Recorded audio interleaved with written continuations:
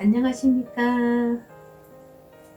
오늘도 극선도를 읽어드리는 시간입니다. 자, 오늘은 105페이지 제3장 국선도의 원리부터 읽어드립니다. 자, 107페이지 제3장 국선도의 원리.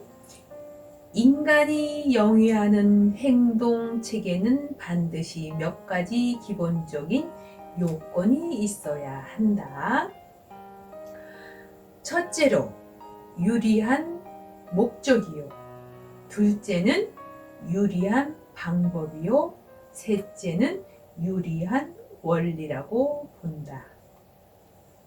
이 세 가지 요소가 구비되었을 때 그 행위는 가치 있는 유리한 행위가 된다. 그러나 우리 인간 사회에는 그 세 가지 조건이 구비되지 않아도 가치를 인정받는 경우가 많이 있는 것이다. 즉, 3의 조건인 원리에 있어 합리적인 이론을 완전히 구명하지 못하여도 그 목적이 유리하고 그 방법이 유리하여 좋은 결과가 나와 그 결과가 유리하면 그 가치성은 부인할 수 없는 것이다. 마치 인삼과 녹용의 가치를 부인할 수 없는 것과 마찬가지다.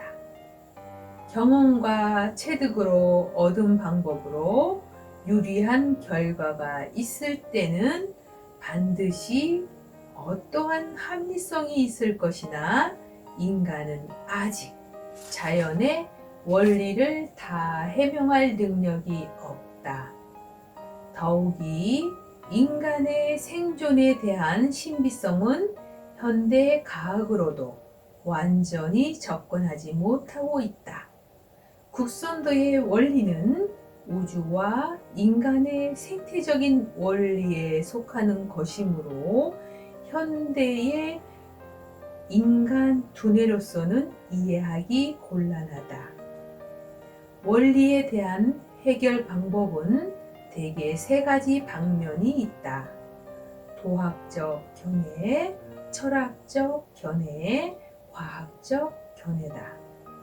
국선도의 원리는 아직까지 자연 과학적 견지에서는 해명하기 곤란하다. 그리고 국선도는 종교적 입장에 서 있는 것도 아니다.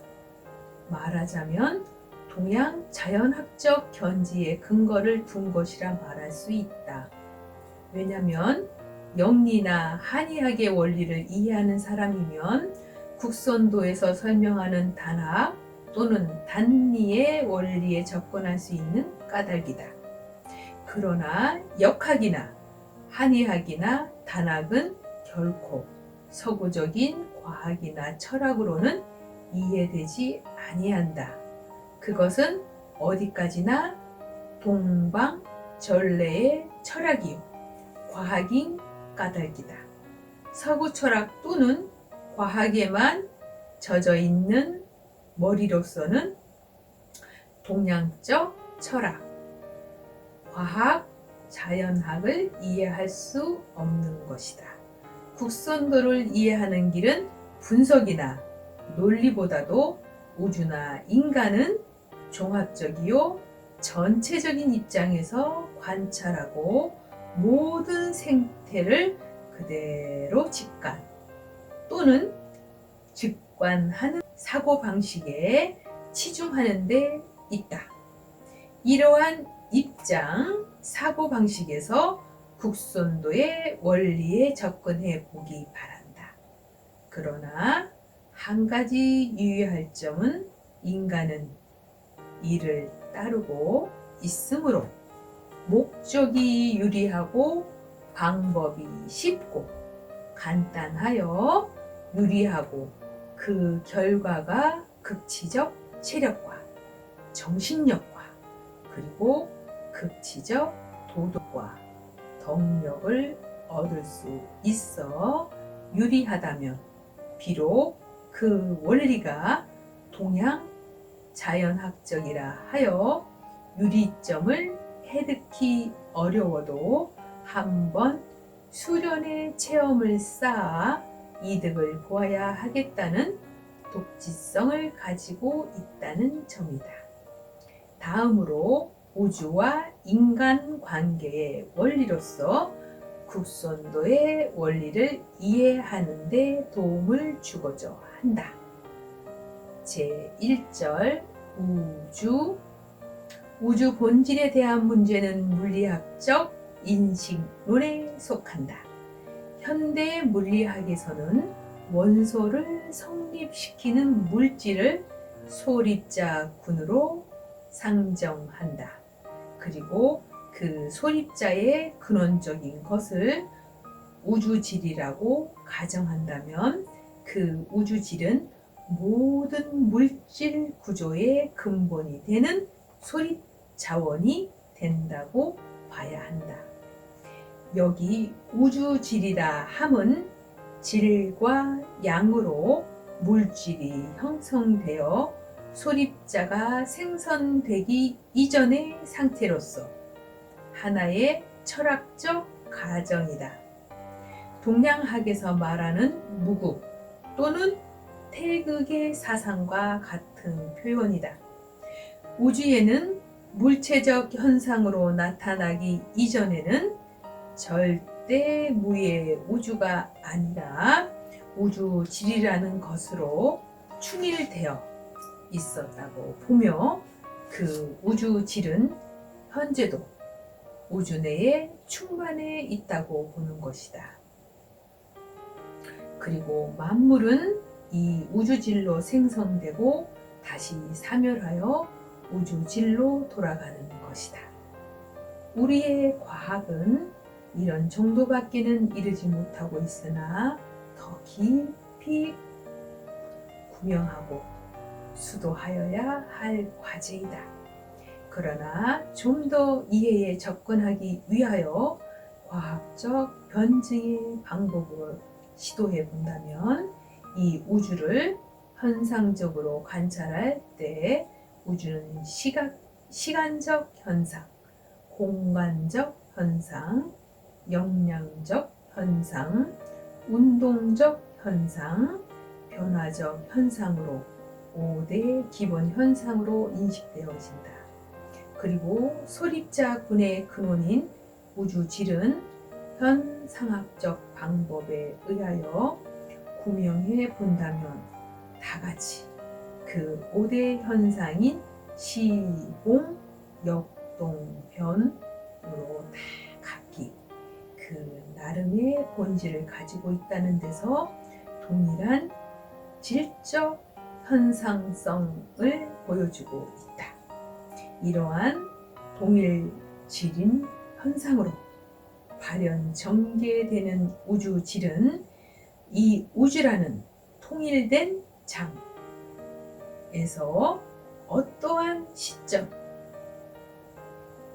존재가 될 때 그 존재는 다시 동적 존재도 되며 그것은 열과 광과 음의 파동으로 나타난다. 그리고 또한 역학적 존재인 힘의 작용으로서 원자, 전기, 자기로 나타나며 나아가 세포, 생명, 동물 등의 창조적 세계가 전개된다. 한편으로는 태양계, 은하계, 성운계, 대우주적인 존재 현상을 이루어 놓게 된다. 이 우주는 우주질로 가득 차 있고 우주질로 차 있는 우주는 음극과 양극으로 이루어진 거대한 자장인 동시에 이 자장은 좌우 회전을 하고 있다. 이것이 다름 아닌 우주의 통일장이라는 것이다. 이러한 대우주 속에서 우리 인간이 거처에 있는 태양계 우주와 은하계 우주는 한결같이 좌선성의 대회전 운동을 하고 있으며 이와는 반대로 우선성의 대회전 운동을 하고 있는 또 다른 대우주가 태양계와 은하계의 다른 쪽에 존재함으로써 이 두 거대한 우주도 역시 음양으로 통일되어 운행하고 있는 것이다.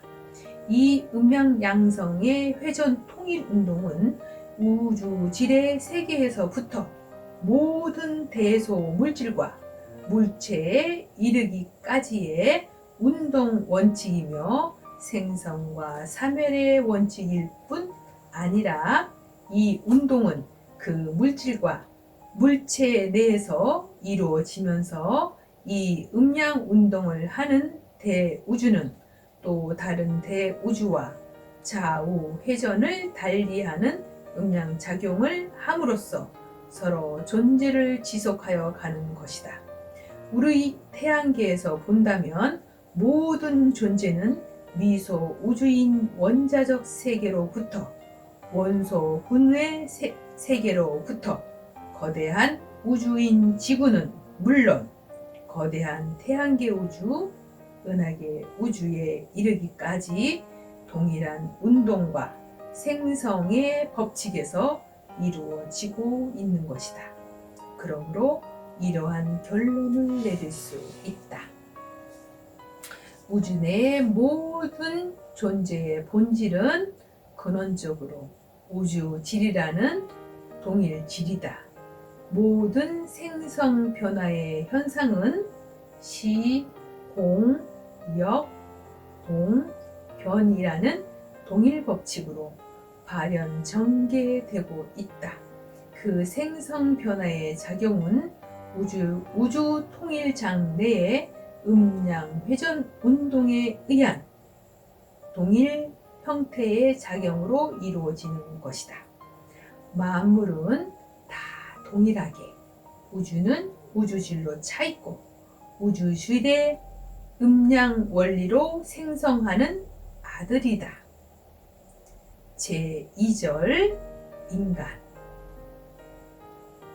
우주적 생성의 원리를 종교나 철학적으로 이해에 접근할 수도 없지 않으나 모든 사람에게 상식적으로 접근할 수 있게 하기 위하여 자연과학적 변증을 시도해 본 데 불과하다.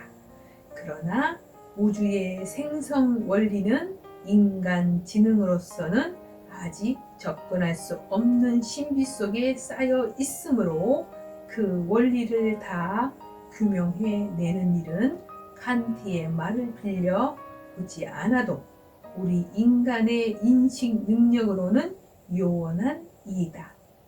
우주는 현 시점에서 볼 때 그와 찬란한 배포를 벌려 놓고 있다. 그러나 무한한 공간, 무한한 시간 안에서 무궁무진한 우주질이 변화무쌍한 조화를 부리고 있으니 그 생성 사멸과 사멸 생성이 거듭하는 동안 어떠한 배포가 다시금 일어날는지 추측이 어렵다. 그러나 현실을 그어놓고 볼 때 우주 안에는 하나의 놀랄만한 기적이 일어나 있다. 그것은 월 세계를 왕래하는 로켓의 출현도 아니요, 원자 폭탄의 출현도 아니요, 레이더의 출현도 아니다. 그것은 그런 것들을 만들어낸 인간의 두뇌인 것이다. 이 인간이라는 고급 동물의 출현이야말로 우주 생활 과정의 기적이 아닐 수 없다. 우주는 무에서 유로, 일에서 다로, 소에서 대로, 무기에서 유기로 발전하는 중에 저차원에서 고차원으로 발전하였으며 따라서 하등에서 고등으로 발전하는 가운데 인간이라는 최고등 동물로의 비약이 있었으니 한마디로 말하면 두뇌의 심피질의 특수 발달인 것이다. 여기에서 인간은 인간만이 가질 수 있는 예지적 사고가 있어 이것으로 인간은 자연의 아들이면서 자연을 지배하는 우주의 주인공, 우주의 왕자로 스스로 군림하게 된 것이다. 사람이 만물의 영장이라는 말은 틀림없는 사실이다. 만물은 자연 그 자체에 불과한 것으로서 우주의 분신이다. 우주의 생성사멸의 원칙이 그 만물에서 스스로 그대로 변화작용되고 있으므로 기계적으로 법칙적으로 스스로 그렇게 되어가고 있는 것이다. 그래서 자연이라 한 것이며 그것이 우주의 질서요. 만물은 그 대우주의 질서를 반할 수도 역할 수도 없는 물리현상이요. 생리현상이다. 그러나 인간은 그렇지 않다. 인간의 생리현상은 비록 동물과 다름이 없는 자연현상 그대로다. 그러나 인간에게는 다른 모든 물질이나 물체나 또는 생물이나 식물이나 동물이 소유하고 있지 않는 예지성이 있어 모든 자연계의 원리를 파악하며 그 원리를 이용함으로써 인간은 인간적 문화를 창조해 나가는 제2의 창조주가 된 것이다. 그리하여 인간은 인간적 욕망의 충족을 위하여 여러 가지 창조적인 활동을 하게 된다. 그 활동의 모습을 대개 두 가지 방향으로 구분하여도 무방하다. 하나는 자연, 그 자연을 주물러 다루는 일이다.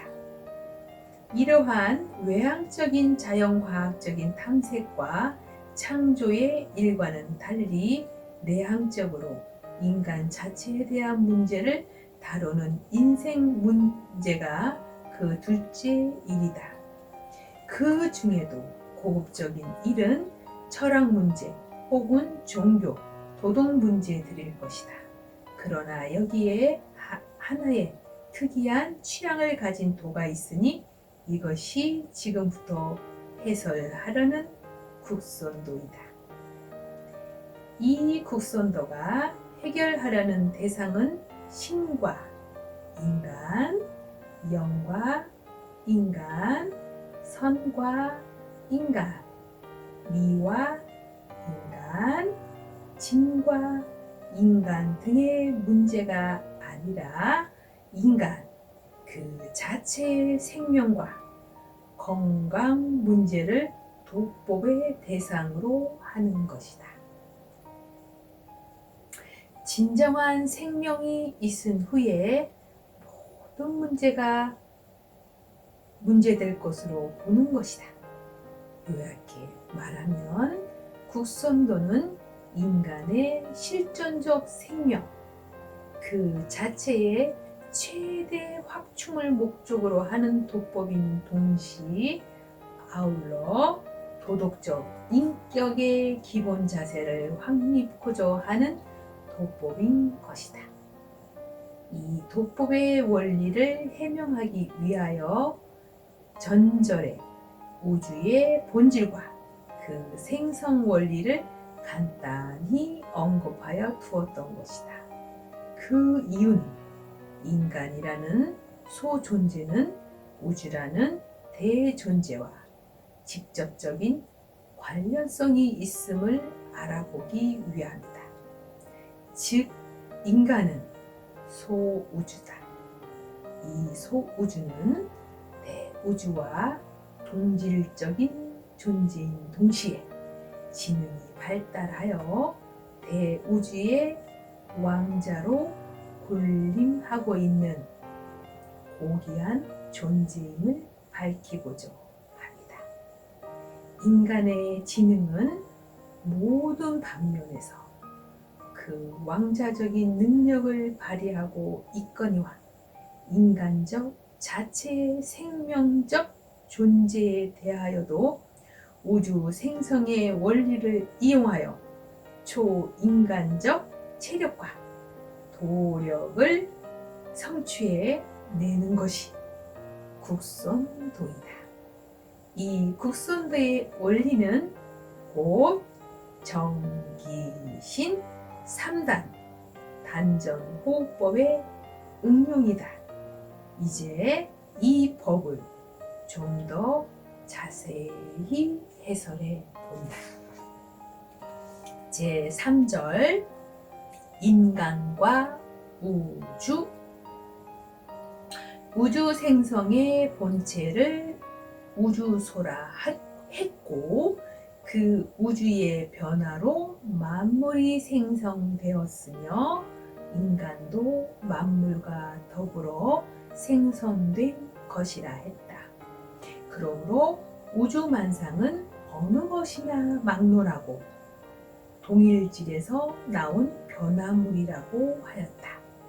그러나 유독 인간만은 비약적인 발달을 한 동물로서 그 생명체는 자연 법칙에 의하여 생성되고 사멸되는 인과 법칙에 순응할 수밖에 없으나 그 특수하게 발달한 지능적 정신은 기계적으로 자연적 질서에 순응할 수만 없는 자유의지를 갖는 것이다. 인간은 지능과 자유를 구사하여 자연의 법리를 알아내고 그 법리를 이용하고 인간 자신의 목적을 위하여 자연을 지배하며 인간적 문화의 세계와 역사를 창조해 나가는 것이다. 자연 그 자체에서 보면 인간은 자연의 반역자일 것이다.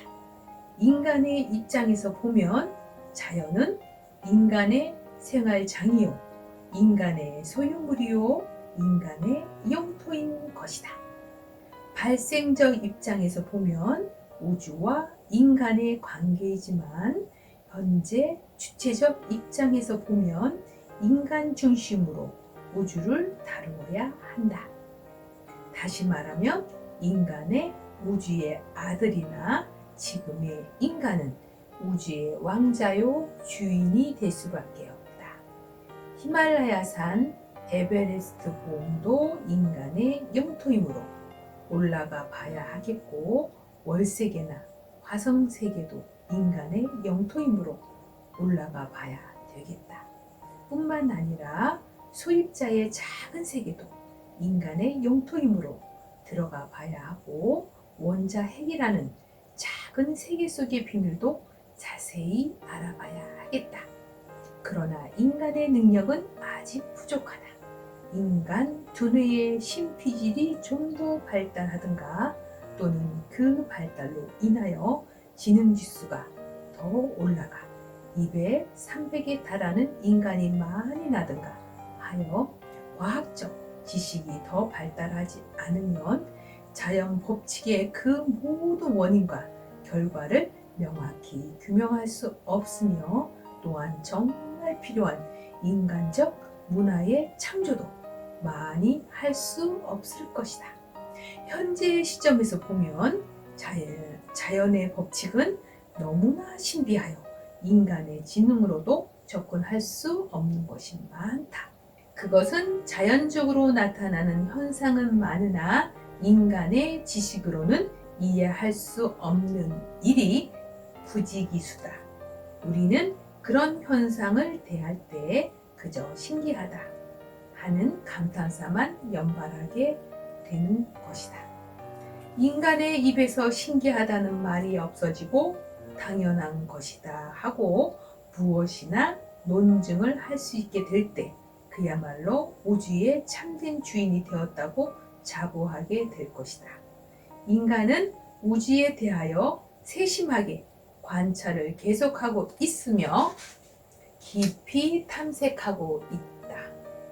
그러나 너무 크고 너무 작아도 관찰하기 힘들고 그리고 그 크고 작은 물체들의 작용도 극히 미묘하여 탐색해내기 힘들다. 그러나 그것들은 서로 관련되어 그야말로 신비한 작용을 하고 있는 것이다. 거시적인 우주를 고인들은 무예라 표현한 말이 그럴듯하다. 외곽이 없다는 말처럼 무한대를 설명한 말은 없다. 현재 인간의 시야는 10억 광년의 먼 거리까지 도달되어 있다. 또 극히 미시적인 것을 고인은 문해라 표현했거니와 속이 없는 물체라면 그럴듯한 무한소의 세계에 대한 표현이 될 것이다. 현재 인간의 시야는 1cm에 10조 억분지 1도 못 되는 원자핵 내의 소우주를 주시하고 있다. 그러나 그것보다 더 작은 세계가 없는 것은 아니다. 인간은 이런 정도의 지능으로도 어느 정도의 주인 노릇을 하고 있으나 아직 앞길이 요원하다. 인간은 알아낸 것도 많으나 모르는 것도 더 많다. 과학자라 하면 많이 알고 있는 사람이기보다 모르는 것의 장벽을 뚫어보려고 하는 탐색자라고 해야 옳을 것이다. 그러므로 진정한 학자는 우주 앞에 겸허한 태도를 가진다. 우리도 이 겸허한 태도로 국선도 수련에 임할 수밖에 없다. 그 이유는 우리 작은 생명체 내에서 그야말로 초인간적인 힘이 일어나는 현상을 목도할 수 있기 때문이다. 그야말로 신기하다. 이 신기의 현상 앞에 우리는 겸허한 태도로 그 힘을 받아들이고 그 원리에 접근해 보려고 노력해 볼 수밖에 없다. 아직 인간의 지능으로는 그것을 논증할 수 없다. 그 현상은 인간 지능이 미치지 못하는 원리에서 작용되는 현상인 것이다. 현상이 있음은 원리가 없다는 것의 입증이다. 전기신의 단법 기초는 단전호흡에 있다.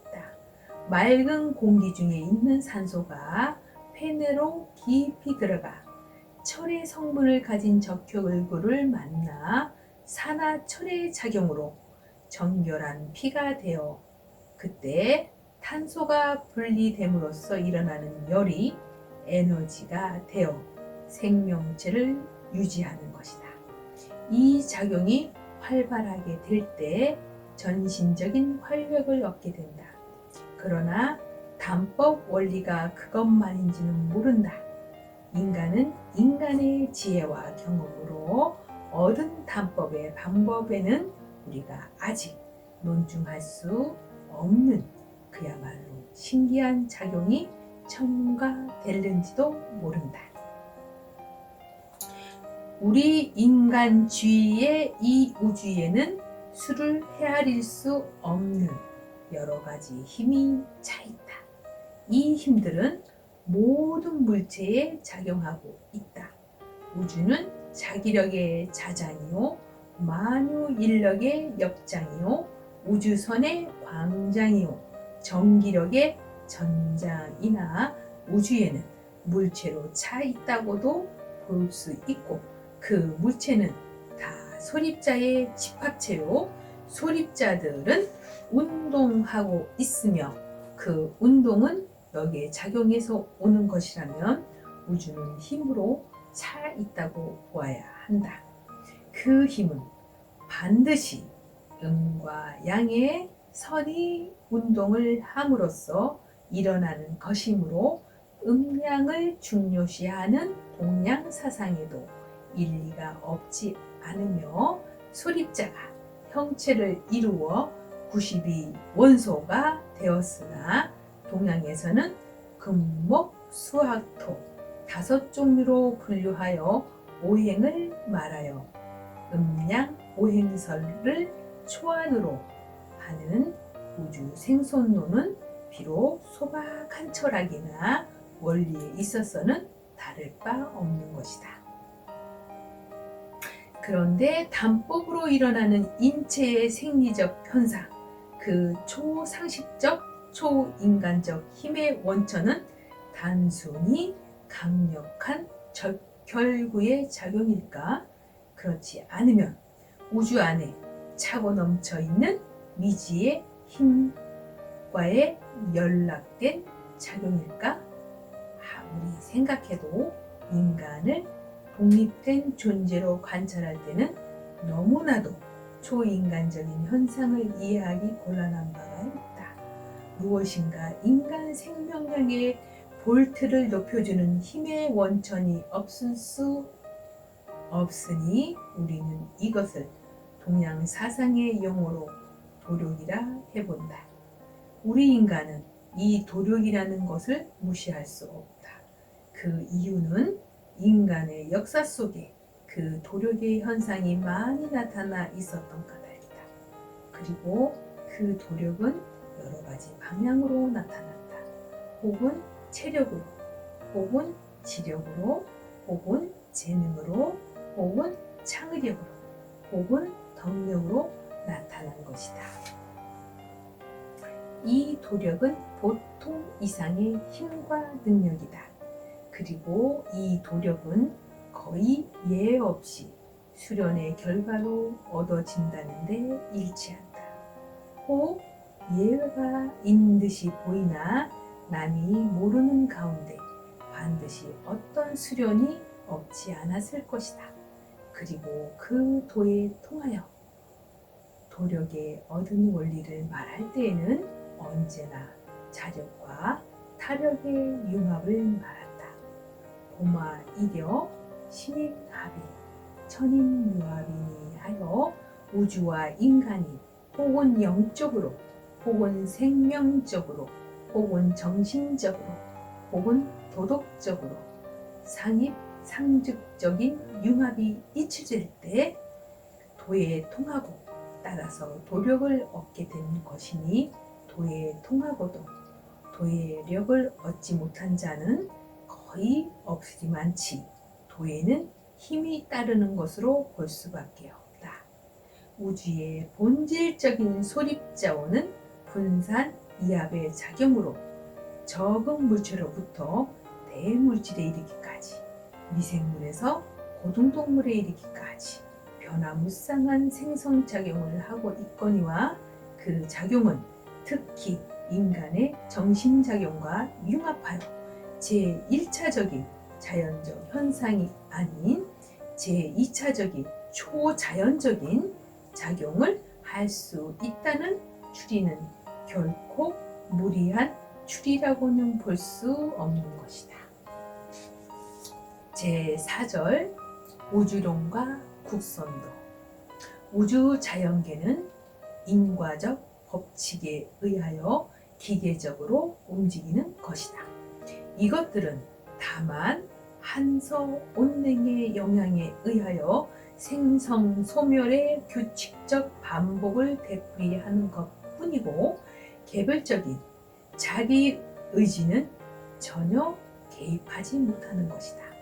그러나 반면 정신계는 자연계와 마찬가지로 기후의 영향을 받는 것도 절대적 요건이기는 하지만 그것보다도 더욱 중요한 것은 자기 의지, 즉 정신작용이 가장 중요한 역할을 하면서 생을 유지하는 것이다.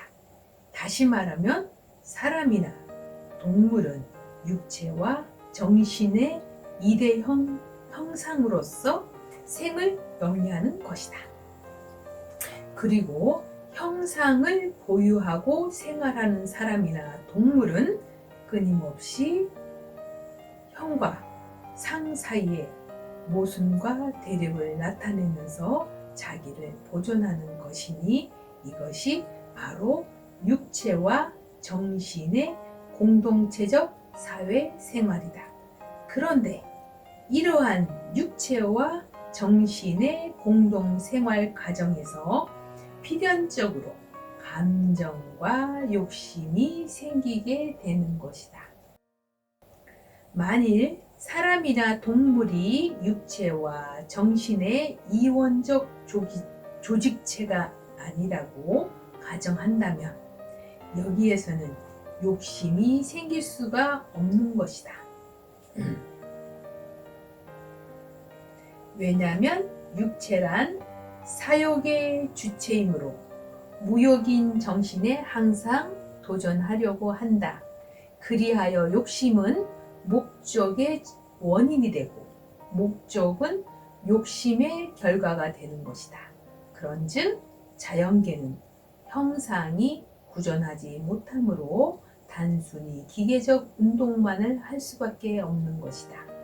여기에서 자연계는 기계적으로, 정신계는 목적적으로 움직이는 것이다.